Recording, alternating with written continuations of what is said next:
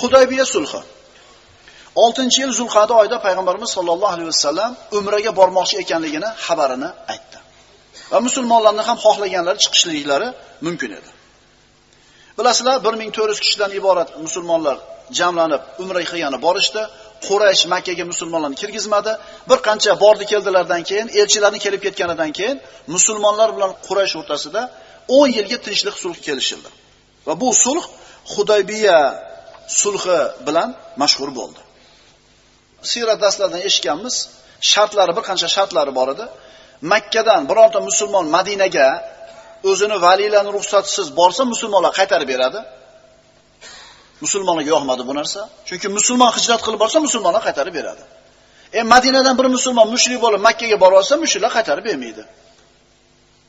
10 yil urush bo'lmaydi, keyingi yil kelishadi, umra qilishadi, 3 kunga bo'shatib beradi va boshqa shartlar. Mana endi bu shartlar og'zaki ravishda kelishildida, hali qog'ozga yozilgani yo'q.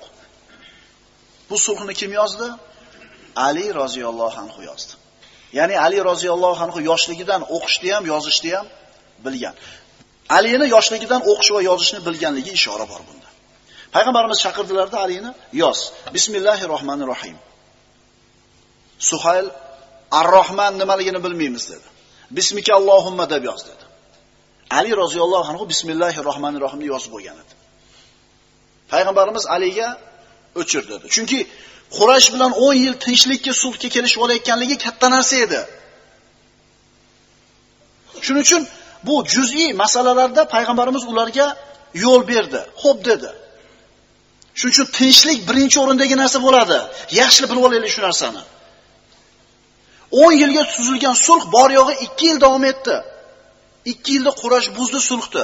Lekin mana shu 2 yil tinchlik bo'lib turgan paytda islom shunday rivojlandiki, Rasululloh Makkani fath qilgani 10 ming kishilik qo'shin bilan keldi.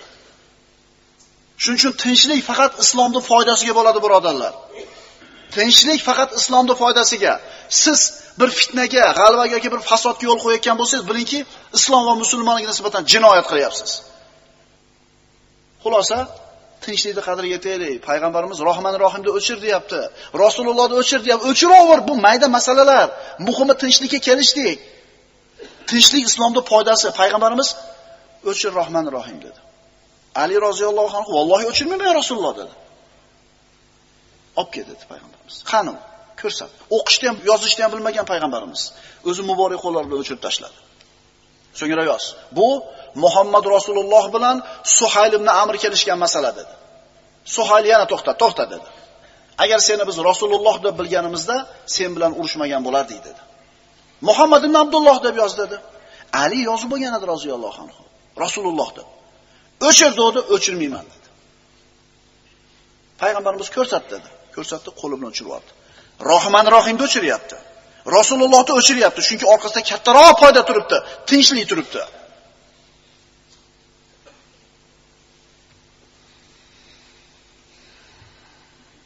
Rasululloh sabr qilib dediki, "Vallohi men Allohning rasuliman.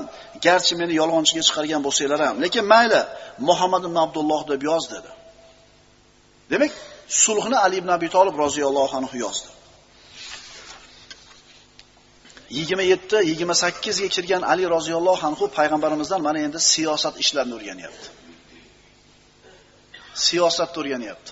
Bu qilinayotgan ishning orqasida qancha katta xayriyatlar borligini Ali roziyallohu anhu va boshqa hech qaysi sahoba tushunmayapti. Umar ibn Xattobdek kishilar ham rozi bo'lmagan bu sulhdan. Ammo Rasululloh sollallohu alayhi vasallam bo'lga ta'lim berdi. Akalar, tinchlik bizning eng katta boyligimiz. Rasulullohdan siyosat ishlarini ta'lim oldi.